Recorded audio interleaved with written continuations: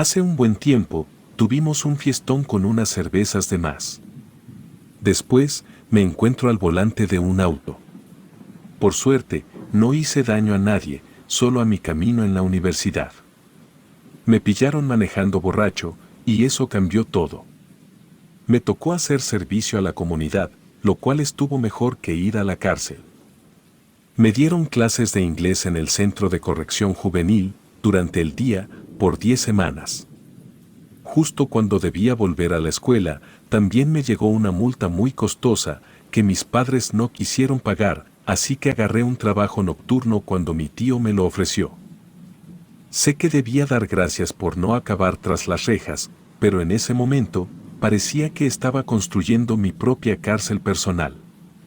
El lugar tenía una barda alta con alambre de púas. Solo faltaban los guardias en las torres. Crucé el rótulo del depósito de mi tío, mientras abría la puerta principal. El perro guardián, un rottweiler grandote atado a un poste, me dio la bienvenida cuando me acerqué. Estaba a punto de abrir la puerta, cuando mi tío David apareció. Traía un traje gris de marca y una corbata de seda roja. No hubo abrazos ni apretones de manos. Ahí está, mi querido sobrino. Casi 10 minutos tarde en tu primer día, buena forma de causar impresión, dijo con sarcasmo. Murmuré una disculpa y esperé que fuéramos a su oficina con aire acondicionado. Pero en lugar de eso, tío David comenzó un tour por el lugar. Mientras caminábamos, repasó las reglas para trabajar en el turno de noche en el depósito. La primera regla era, no olvidar darle de comer a Samuel, el perro guardián. Mi tío me dio la intro de Samuel. El perro no me dejó acariciarlo, pero dejó de gruñir y enseñar los dientes. Pasamos por una fila de 16 carros, en distintos estados de desmantelamiento para piezas. Algunos solo eran esqueletos de metal, otros parecían que podrían rodar fuera del depósito, hasta que mi tío abrió el cofre, para enseñarme que les faltaba el motor. Todas las partes, desde las chapas hasta los parabrisas, hasta los pernos y tornillos específicos, se registraban y guardaban en el depósito que estaba en el centro del lugar. Cada mecánico en el oeste de Nebraska llamaba a mi tío cuando necesitaban alguna pieza. Él se creía el rey de los desguaces del medio oeste. Pero, ¿quién era yo para juzgar, cuando prácticamente le tuve que rogar para que me dejara trabajar ahí? Entramos en la sección del depósito, donde trituraban los autos. Había una máquina enorme, pintada de un amarillo brillante. Aquello parecía un tostador gigante, pero en lugar de meter una rebanada de pan, introducías un carro. Le pregunté si podía verlo en acción. Digo, a todos nos gusta ver cosas siendo hechas trizas. Mi tío David se montó en una grúa, empaló un carro viejo y lo dejó caer en el área de carros. Las paredes de la prensa de autos se cerraron desde todos lados, hasta que el auto de 10 pies quedó reducido a un pedazo de acero como una mesa de café. El ruido del metal crujiendo y rompiéndose fue fuerte de verdad y agradable de ver. Después de hacer trizas el carro, mi tío David me lanzó otra regla. Nada de tocar, manejar o prender la prensa de autos. Si lo intentaba y se daba cuenta, me largaba de inmediato. Luego, arrancó a darme un tour alrededor del lugar, al lado de la cerca. Lanzó la próxima regla mientras paseábamos. No se me permitía dejar que nadie entrara, después de que mi tío se fuera por el día. No llegaban carros chatarra por la noche, y el horario de oficina era de las 6:30 de la mañana a las 8 de la noche, así que no había razón para que nadie apareciera. También dejó en claro que no debía dejar que ninguno de mis amigos o mi novia se quedara conmigo. Si lo hacía y se enteraba, igual me largaba de inmediato. Para evitar que alguien entrara después de horas, mi tío David me encerraría dentro cuando se fuera por el día. Como dije, era como mi propia jaula personal. Pregunté qué pasaba si me pasaba algo y necesitaba ayuda. Se rió y me dijo que si era tan bruto como para lastimarme en este trabajo y necesitaba una ambulancia, me merecía morir. Además, si realmente necesitaba ayuda, podía llamarlo a él. Lo cual me llevó a la pregunta, ¿qué estaba haciendo exactamente? Mi tío David paró, teniendo la cerca de metal justo a su izquierda. Estiró la mano y agarró los bucles de acero entrelazados y les dio un tirón. Luego se dio la vuelta y me dijo que estaba lidiando con problemas de rateros, que brincaban la cerca por la noche y se llevaban piezas de cobre de sus carros. Cosas como radiadores, tubos de freno y el alternador tenían cobre, y el mercado del cobre estaba por las nubes. Resulta que el ladrido de Samuel era más intimidante que su mordida, y mi tío David necesitaba a alguien de guardia durante la noche. Alguien dando vueltas con una linterna, para que los ladrones lo pensaran 2 veces antes de entrar. De repente, me surgieron dudas. Me aseguró que no quería que fuera un héroe, aunque me consideraba medio flojo, todavía era familia, y su hermana sufriría las consecuencias si algo me pasaba. Mi tío David pensaba que mi simple presencia ahuyentaría a los rateros, y si surgía algún problema, debía llamarlo y aparecería en minutos. Sintiéndome más relajado, seguimos al lado de la cerca cuando noté algo raro. Cada 20 yardas o así, alguien había pegado pequeñas cruces en la cerca con alambre. Conté 3 mientras caminábamos por la línea, y mirando hacia adelante, vi más. Tuve que preguntarle a mi tío sobre eso. Me dijo que los trabajadores lo hacían, tejiendo las cruces en la cerca. ¿Por qué?, pregunté. El tío David se quedó callado, y su estado de ánimo cambió. De repente se puso nervioso, evasivo, casi asustado. Le pregunté de nuevo, ¿qué pasa con las cruces? Señaló 4 carros en el extremo lejano del desguace, estaban separados de los demás, había 2 minivans y 2 sedanes pequeños, y todos habían estado en accidentes, algunos peores que otros.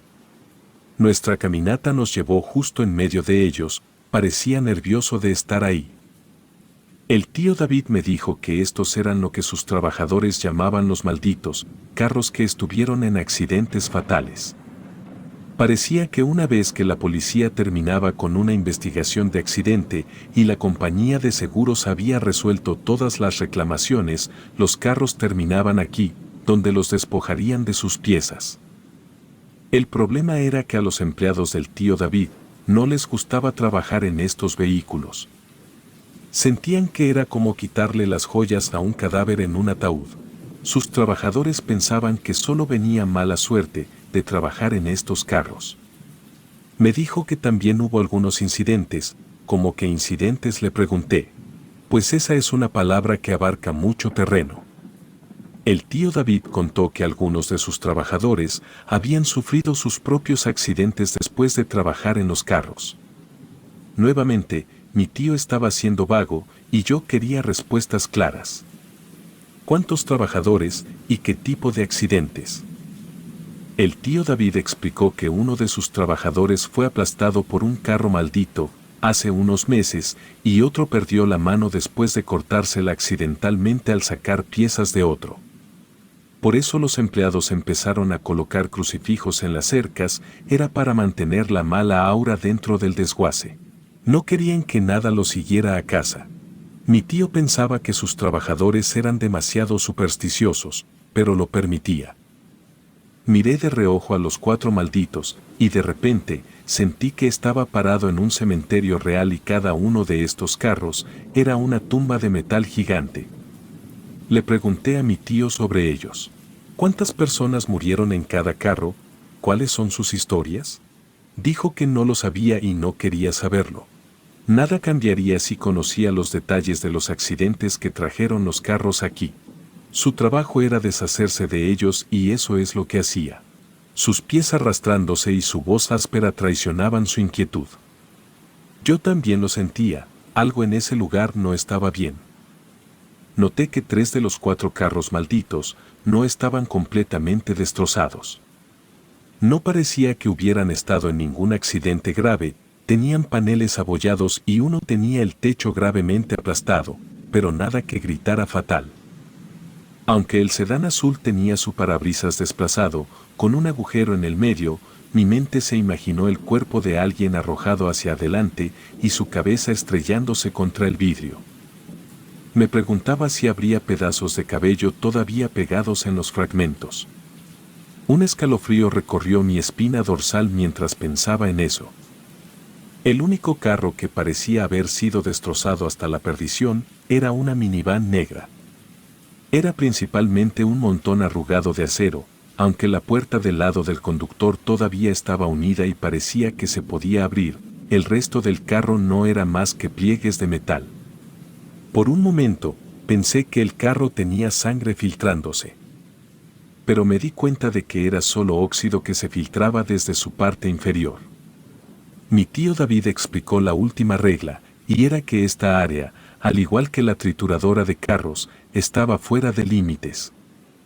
Dijo algo sobre problemas de seguro con estos carros y no había necesidad de que me preocupara por esta sección del desguace cuando hacía mis rondas nocturnas. Eso estaba bien para mí, pues el área me daba escalofríos. El tío David caminó de regreso hacia su oficina, ya la gira había terminado, lo seguí y apenas dimos unos pasos atrás, escuché un ruido, un sonido sordo. Me volteé para mirar a los malditos, y por un instante pensé que vi a una joven en el Mazda azul. Su cabello rubio estaba enmarañado, su rostro blanco y con unos ojos negros. Golpeaba el vidrio, como si intentara llamar mi atención. Justo en ese momento, Samuel ladró y luego soltó un aullido. Me volví para ver al perro aullando y ladrando como si me estuviera advirtiendo. Cuando volví a mirar el Mazda, la cara en el carro había desaparecido. Me acerqué a mi tío, un poco inquieto, pero convencido de que todo el tema de la muerte me estaba afectando. Samuel dejó de ladrar, lo que también calmó las cosas.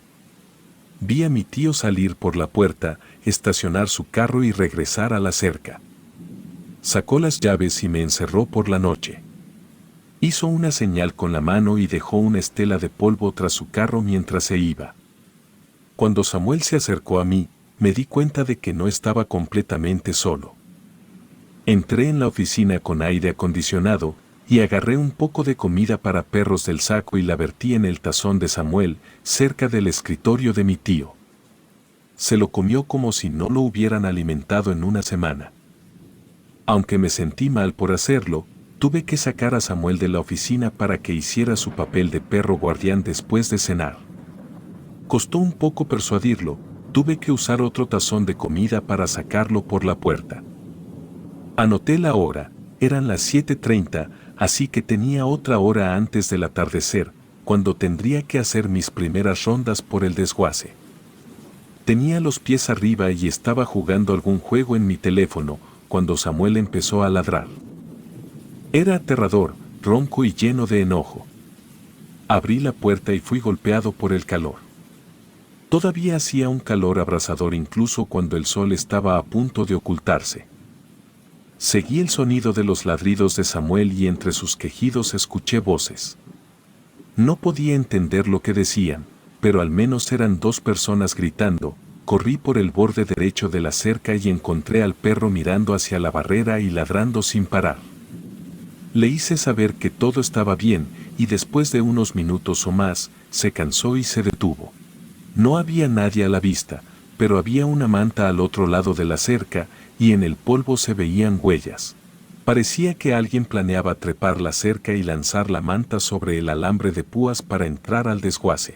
De repente, me sentí muy protector del lugar de mi tío, grité hacia el paisaje vacío al otro lado de la cerca. Voy a llamar a la policía, te veo, así que mejor desiste por esta noche. Permanecí ahí durante unos buenos minutos, simplemente mirando, haciéndole saber que había un nuevo guardia. Samuel se rindió antes que yo, dirigiéndose hacia la oficina y arrastrándose de vuelta. Lancé otro grito más, aquí estaré toda la noche, todas las noches. Decidí que al menos durante la próxima hora más o menos, debería pasarla en el pequeño porche exterior de la oficina. Había una mecedora de metal para sentarme. Mientras me balanceaba de atrás hacia adelante en el crepúsculo que se desvanecía, con el viejo perro a mis pies, me sentí como uno de esos alguaciles en una película del oeste antiguo. No saqué mi teléfono, solo me quedé ahí sentado y observé cómo el día daba paso a la noche. Entonces escuché las voces de nuevo, me sorprendió que Samuel no soltara un ladrido. En cambio, emitió un sonido raro, como si se estuviera quejando. Cuando lo miré hacia abajo, parecía encogerse en una bola apretada, con la cola metida debajo de sus patas traseras. Supuse que los ladrones habían regresado para recuperar su manta y podrían intentar otro intento de robo. Agarré la linterna que me dio mi tío y marché de vuelta hacia la cerca. Enfoqué mi luz en la cerca y grité que la policía estaba en camino, pero las voces no se detuvieron. Mi linterna encontró la manta, exactamente donde estaba cuando Samuel y yo la vimos por la tarde. Entonces me di cuenta de que las voces no venían de fuera del desguace, sino desde adentro. Quizás ya habían saltado la cerca, di la vuelta, intentando encontrar las voces. Mi luz se posó en los malditos, pues el sonido venía de uno de esos autos. Era el Chevy verde, el que tenía el techo aplastado. La pequeña luz estaba encendida dentro del interior del automóvil y las voces provenían de ahí. Por mucho que no quisiera, lentamente me acerqué al automóvil.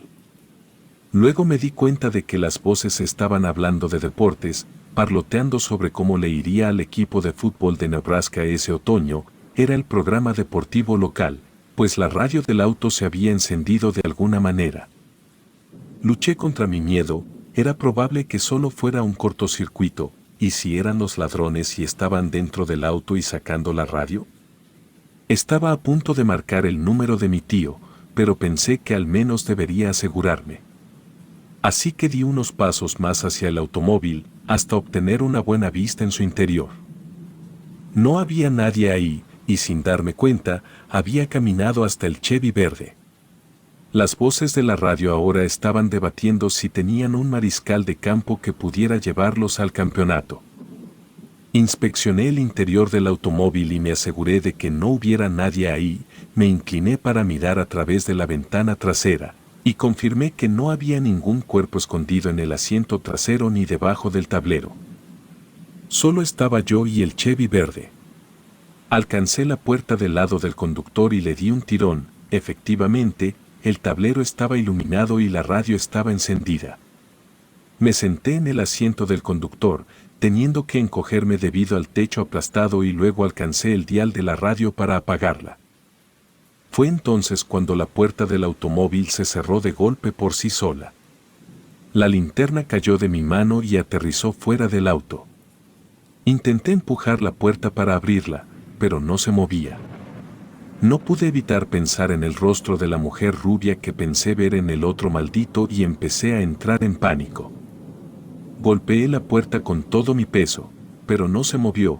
Luego alcancé al lado del pasajero y probé esa puerta, y nada de nuevo. Mis manos se extendieron hacia el volante, lo agarré frustrado, sacudiéndolo y gritando. Mientras mis palmas sostenían el volante, todo se volvió negro. Estaba en la oscuridad, y luego, tan rápido como eso sucedió, había una luz, o luces como farolas.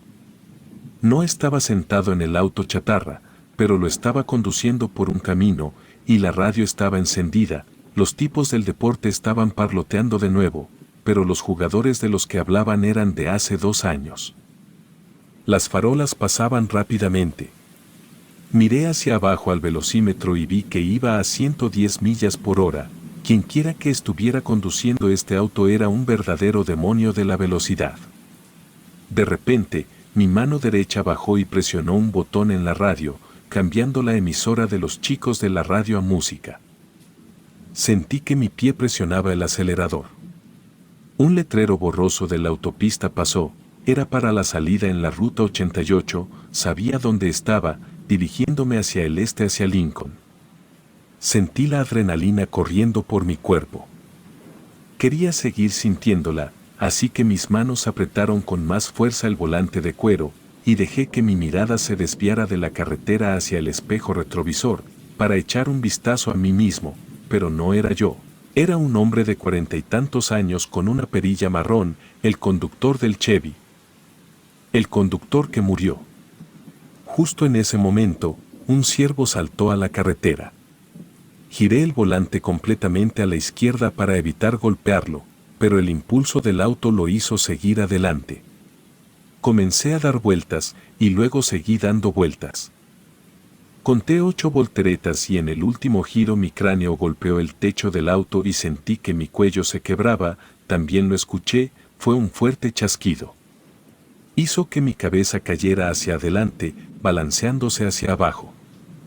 Era como una cabeza en un muñeco de trapo, los huesos y músculos del cuello eran inútiles, mis párpados parpadearon y luego solté el volante. Estaba de vuelta en el desguace, sentado en el Chevy, y Samuel estaba parado frente al auto. Muy rápido mis manos fueron a mi cuello, pero todo estaba bien, no había nada roto. Mi corazón latía con fuerza y cada nervio de mi cuerpo parecía electrificado. Por un segundo pensé en volver a agarrar el volante, pero me pregunté si mi cuerpo podría soportar otra ronda de lo que acababa de suceder. También tenía miedo, pensando que si volvía, tal vez había una posibilidad de que no regresara al desguace. En cambio, alcancé la manija de la puerta del auto, la empujé y se abrió, apenas podía ponerme de pie.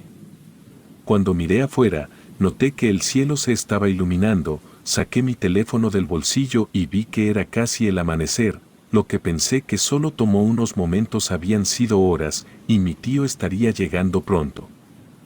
Así que me tambaleé de vuelta a la oficina, con Samuel a mi lado. Al dejarme caer en la silla mecedora, intenté dar sentido a lo que había sucedido, pero realmente no pude.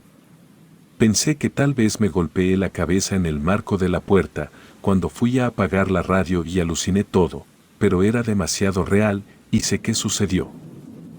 El auto de mi tío se detuvo en la puerta, todavía estaba un poco aturdido, cuando le di el resumen de la noche. Le informé a mi tío sobre el intento de robo y caminé con él hasta donde la manta aún estaba afuera de la cerca. Se las arregló para darme un fuerte golpeteo en la espalda y me hizo saber que ya era una contratación valiosa.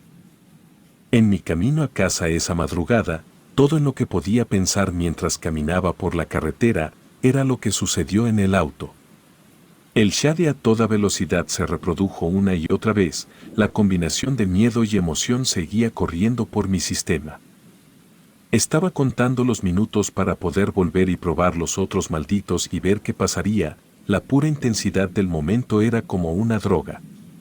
Logré dormir unas pocas horas antes de que mi hermano me dejara en el centro de detención juvenil, para que cumpliera mi servicio comunitario. Estuve distraído todo el día. Prácticamente corrí la milla desde mi casa hasta el lugar de mi tío esa tarde, y justo en ese momento, un auto venía a toda velocidad por la carretera, más rápido de lo habitual. Me detuve y lo miré acercarse, estaba a unas cuadras de distancia y era difícil ver exactamente qué tipo de auto era, pero la música que sonaba desde la radio del auto me hizo detenerme y mirar incrédulo. Era el auto verde, el Chevy de 2 puertas, el maldito de la noche anterior. Se desviaba de su carril y se dirigía hacia mí, ahora podía ver al conductor.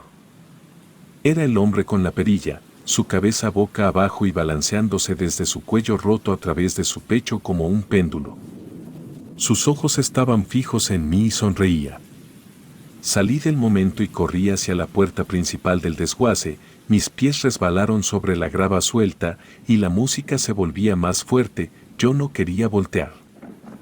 Las ruedas del auto golpearon el camino de grava, estaba justo detrás de mí, cuando alcancé y agarré la cerca y el auto desapareció. Me di la vuelta para ver un camino vacío, ni siquiera había una nube de polvo. En ese momento, mi tío salió de su oficina y gritó un saludo, le di un saludo a medias, mientras aún intentaba procesar lo que acababa de suceder. Mi espalda estaba mojada de sudor y luchaba por recuperar el aliento, mientras el tío David caminaba para dejarme entrar. Por supuesto, no le podía contar lo que acababa de suceder, pues ninguna persona cuerda lo entendería. Mi tío se fue más temprano que la noche anterior, ya que no tenía que repasar las reglas. Las que ya había roto. Incluso después de lo que sucedió anteriormente en la carretera, todavía quería experimentar estar en otro maldito. La curiosidad era abrumadora, así que arrastré la silla mecedora de metal desde el porche de la oficina y me senté justo en medio de los autos malditos. Samuel no me siguió, Todavía parecía incómodo con esa sección del desguace y se quedó en la oficina. Me sentía maníaco, y eso me ponía ansioso. Nunca había estado adicto a ninguna droga en mi vida, pero esto era lo que debía sentir un adicto esperando su próxima dosis. Estaba tratando de decidir qué auto probar a continuación. Mis ojos seguían fijándose en la minivan negra, la que casi estaba destrozada, pero por alguna razón sentí que tenía que esperar hasta que el sol se pusiera, como si fuera parte del ritual. Miré por encima de mi hombro, el sol parecía irse y luego desapareció, pero aún no estaba oscuro, así que esperé. La puerta de la minivan negra se abrió chirriando por sí sola, había leído mi mente. De alguna manera, estos autos ahora estaban conectados a mis pensamientos. Me deslicé en el asiento del conductor, tuve que apretarme, apenas capaz de sentarme ya que el lado del pasajero y el techo estaban aplastados, me senté y luego la puerta se cerró por sí sola. Hubo un momento de duda, una sensación de que esto estaba mal. Pero el deseo abrumador de saber sobre los otros malditos lo superó todo. Mis manos encontraron el volante, luego hubo un destello de negro y luego estaba conduciendo en la minivan. Era una tarde lluviosa y húmeda, miré el reloj de la radio y parpadeó las 3 de la tarde. No podía ubicar la autopista en la que estaba, era grande, de 3 carriles en ambas direcciones, probablemente una de las autopistas interestatales. Mis ojos descendieron al velocímetro, registraba una razonable velocidad de 65 millas por hora.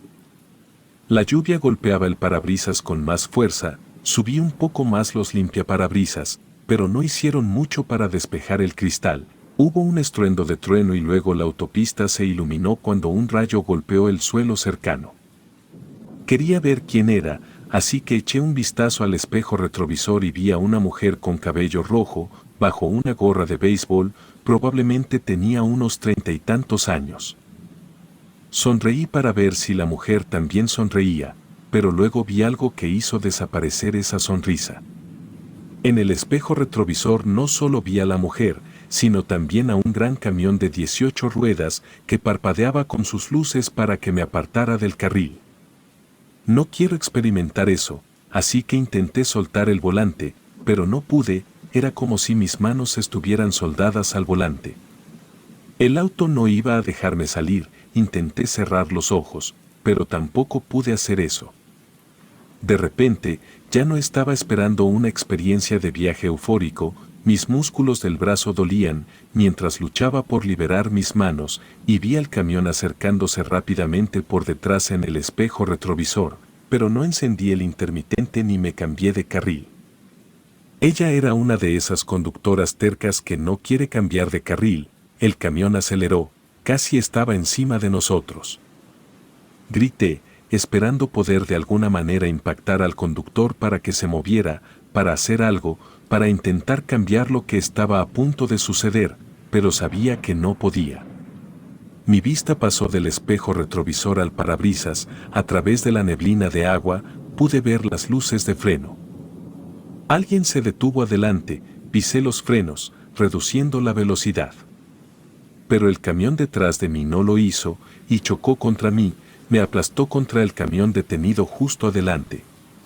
Vidrios y trozos de metal cayeron sobre mí, las bolsas de aire se abrieron y luego todo volvió a oscurecerse.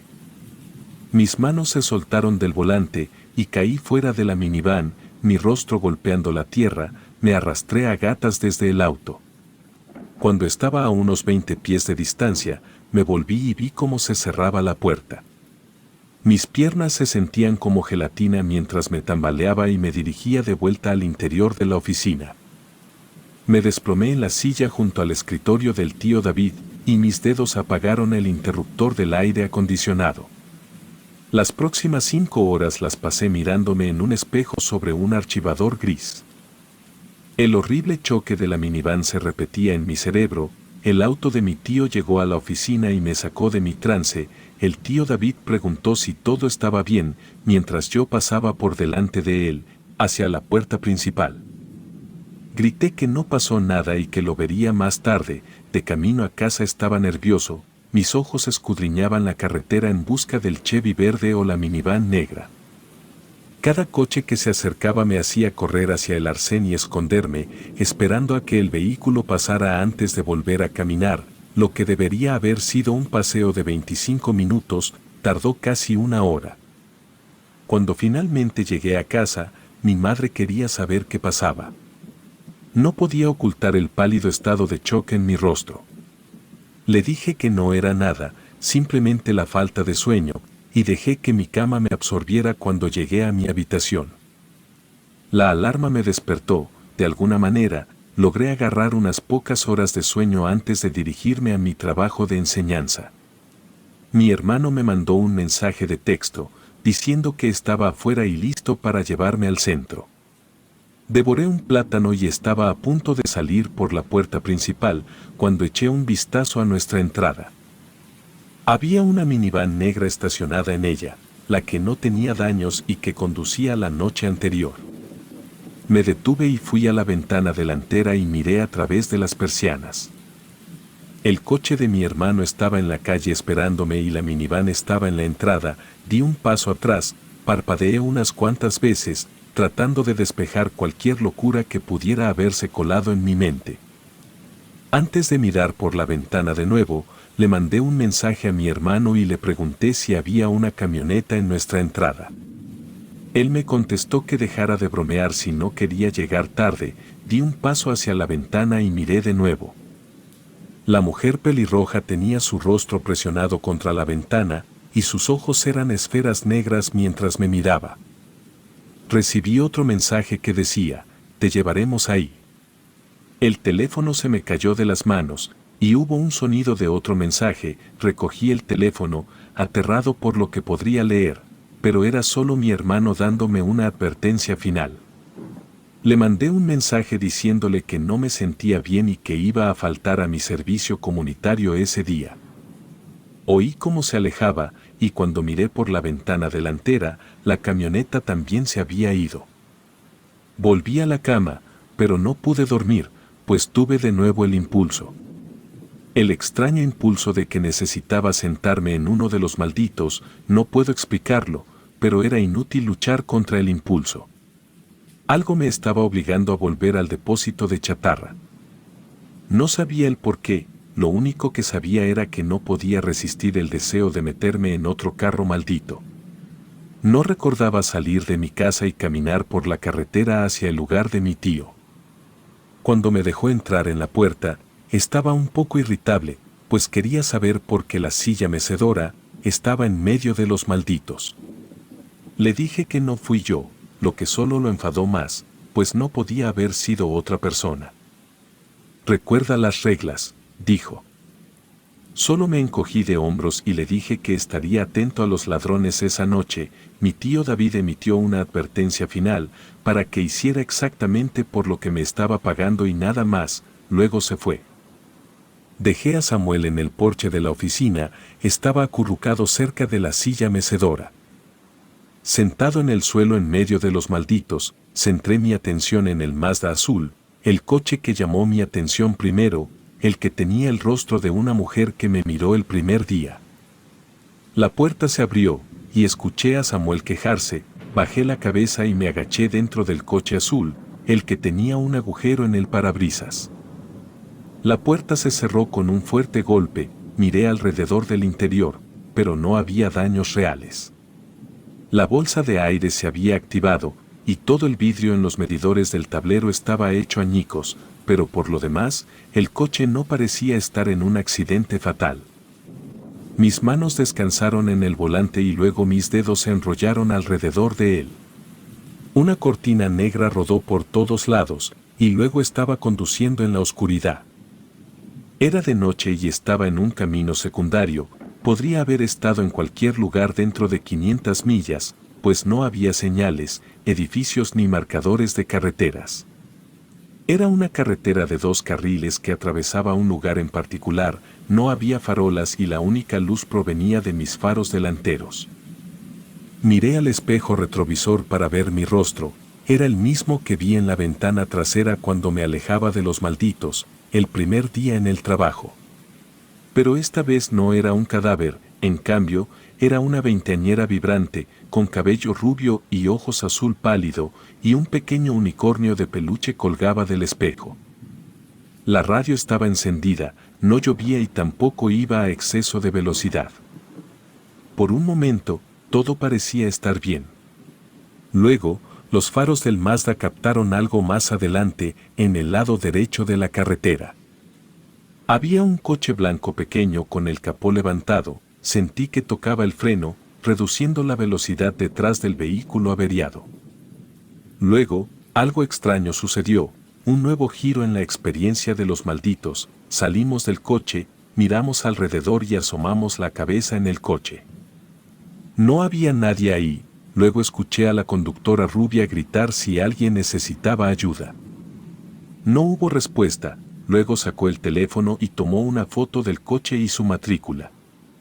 Estaba de nuevo detrás del volante, la llave en el encendido y nos alejamos del coche blanco. Estaba a punto de abrocharme el cinturón de seguridad, cuando eché un último vistazo al auto blanco averiado, por el espejo retrovisor, pero en lugar del coche, vimos a alguien sentado en el asiento trasero. Un hombre con una máscara de esquí roja y gafas de sol reflectantes. Hubo un grito, luego sentí un cinturón de cuero alrededor de mi cuello, apretándose fuerte. No podía respirar, el cuero rígido se hundía en mi piel, tuve que soltar el volante para tratar de deslizar mis dedos debajo del cinturón y ganar algo de espacio, para aspirar un poco de aire. El coche deambulaba por la carretera, yendo de izquierda a derecha, mis piernas se estiraron, golpeando el salpicadero, mis talones agrietaron el cristal de los medidores. Mis ojos encontraron de nuevo el espejo retrovisor, pude ver al hombre con máscara de esquí y gafas de sol, inclinándose sobre el asiento delantero. Vi un marcador de millas de metal en el lado izquierdo de la carretera, con todas mis fuerzas, estiré el pie para golpear el acelerador y agarré el volante y aceleré hacia el letrero. El hombre con máscara de esquí soltó el cinturón y se agachó detrás de los asientos, justo cuando chocamos contra el poste de acero.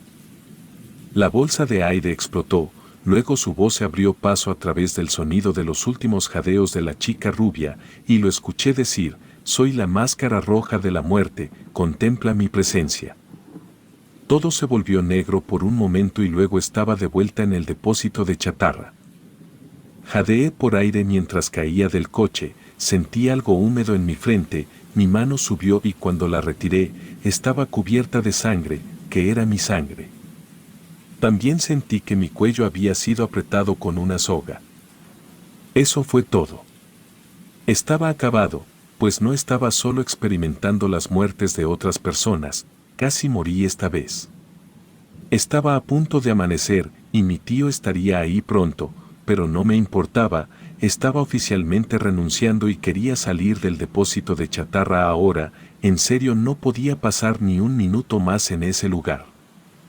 Marché hacia la oficina, abrí de golpe la puerta y empecé a saquear la habitación buscando otra llave para salir, rebusqué en el archivador, luego abrí todos los cajones en el escritorio de mi tío. Mi mano encontró el pomo del último cajón en la parte inferior y lo abrí. En el cajón había una máscara de esquí roja, un cinturón de cuero y gafas de sol reflectantes. La habitación empezó a dar vueltas, di un paso atrás y me desmayaría si no me sentaba. La puerta de la oficina se abrió, la mirada de mi tío David se encontró con la mía, luego sus ojos fueron al escritorio y al cajón abierto. Retrocedí hacia la esquina más alejada de la oficina, no se dijo una palabra entre nosotros, pero sabía que yo conocía su secreto. Mi tío agachó la cabeza y agarró la máscara de esquí, se la puso y se colocó las gafas de sol reflectantes y finalmente el cinturón se extendió entre ambas manos mientras se acercaba hacia mí. En un abrir y cerrar de ojos, el tío David pasó de ser un pariente molesto a ser una amenaza. No era el tipo desaliñado de mediana edad, en cambio, se mantenía erguido, con los hombros hacia atrás, parecía más grande y su respiración se amplificaba, los bufidos y resoplidos de un animal grande, un depredador. Seguía avanzando y dijo: «Soy la máscara roja de la muerte, contempla mi presencia. Golpeó el cinturón en sus manos y sonó como un látigo crujiendo. Samuel apareció en la puerta y gimió. Mi tío David se volvió por un momento. Una distracción, significando una oportunidad para mí, me lancé hacia adelante y pasé por mi tío fuera de la puerta, me apresuré hacia la puerta principal, pasando por el coche de mi tío. Llegué a la puerta, pero estaba cerrada con llave. Me di la vuelta, para ver a tío David acercándose a grandes zancadas. Intenté trepar, pero mis zapatillas no podían agarrarse en los eslabones de la cadena, una mano agarró la parte trasera de mi camisa y me arrojó al suelo. Luego el cinturón se enrolló alrededor de mi cuello y estaba siendo arrastrado. Mis talones intentaban cavar y mis manos se alzaban hacia mi garganta para liberarme, pero no podía dejar de ser arrastrado. Después de unos 30 metros siendo arrastrado por el suelo, mi tío se detuvo. Miré alrededor y me di cuenta de que estábamos junto a la trituradora de coches. Luego, una bota se estrelló contra mis costillas, ya estaba casi inconsciente y a través de la neblina, vi a mi tío abrir el maletero de uno de los coches chatarra. Aunque estaba casi desmayado, sabía lo que iba a hacer, así que intenté ponerme de pie, pero no pude. Mi tío David se acercó a mí, el cinturón una vez más en su mano, luego se detuvo y se volvió hacia su derecha, dejó caer el cinturón y levantó las manos frente a él, como si intentara detener algo que se acercaba. El Mazda azul, el coche maldito, chocó contra mi tío, su cuerpo rodando sobre el capó y rebotando en el techo. Luego cayó con un golpe en el suelo, a unos 20 pies de distancia de mí. Lo oí quejarse por el dolor, luego, la carretilla elevadora se puso en marcha aunque no había nadie detrás del volante. Vi cómo se dirigía hacia mi tío David y deslizaba sus dos horquillas debajo de su cuerpo y lo levantaba, lo dejó caer en el maletero del coche que estaba destinado para mí. Logré ponerme de pie, aún observando. El maletero se cerró y luego la carretilla elevadora atravesó el coche y lo llevó a la trituradora. Vi la trituradora de coches mientras las paredes se cerraban. Miré hacia el Mazda, y la mujer joven observaba, mientras el coche de mi tío era lentamente comprimido. Las 4 paredes de la trituradora se abrieron, para revelar el montón de metal que ahora era el ataúd de mi tío David. La carretilla elevadora lo sacó de la máquina y lo dejó en un montón de metal, listo para ser reciclado. Estaba hecho y el Mazda volvió a arrancar. La mujer rubia al volante asintió y volvió a su lugar entre los demás malditos. Después de toda la violencia y el ruido, ahora solo había silencio. Me quedé ahí por un momento y me di cuenta de que cada uno de los autos en los que estuve me estaba llevando a esto. El Chevy verde no estaba tratando de atropellarme, solo quería asegurarse de que regresara a la casa de mi tío y me pusiera al volante de uno de los malditos. Simplemente elegí el equivocado. La furgoneta negra y el mensaje que decía, "Te llevaremos ahí", se trataba de asegurarse de que volviera, ya que había elegido el auto equivocado nuevamente. Querían que descubriera la verdad sobre mi tío. Había matado, probablemente antes, y volvería a matar si no se detenía. De alguna manera, una persona viva debía reconocer sus malas acciones para completar su castigo. Parecía que los malditos y sus espectros o espíritus se comunicaban entre ellos, al menos en este desguace. Miré hacia la puerta principal y vi que ahora estaba abierta. En este punto, no lo cuestioné, simplemente me alegré de que hubiera sucedido. Le di a Samuel una última palmada en la cabeza, otro tazón de agua y comida, y comencé mi larga caminata a casa. Más tarde ese día, cuando volví a trabajar en el desguace de mi tío, pretendiendo que todo estaba bien, informé que no estaba por ahí, que su auto estaba ahí y la oficina estaba saqueada, pero no había señales de mi tío David. Durante la siguiente semana, la desaparición de mi tío fue noticia importante. La teoría de la policía era que sorprendió a algunos ladrones de cobre, y podría haber sido asesinado y enterrado en cualquier parte del condado. Hubo un funeral un mes después, y mi mamá lloró por su hermano. Y luego, como suele suceder, las cosas siguieron su curso. mis padres terminaron adoptando a Samuel. Creo que él es mucho más feliz, siendo un consentido en su sofá, que en lugar de un perro guardián en un desguace lleno de fantasmas. En cuanto a mí, conseguí un trabajo en un restaurante local, trabajando en el turno de noche. En mi primer día, mi gerente señaló la pared con las fotos de los empleados del mes pasados. Miré las fotos, y la estrella de febrero, 7 meses antes, era un rostro familiar. Era la joven que conducía el Mazda azul. Solo podía esperar que ahora esté en paz y ya no conduzca por esa oscura y solitaria carretera. Relato escrito y adaptado por Ramiro Contreras.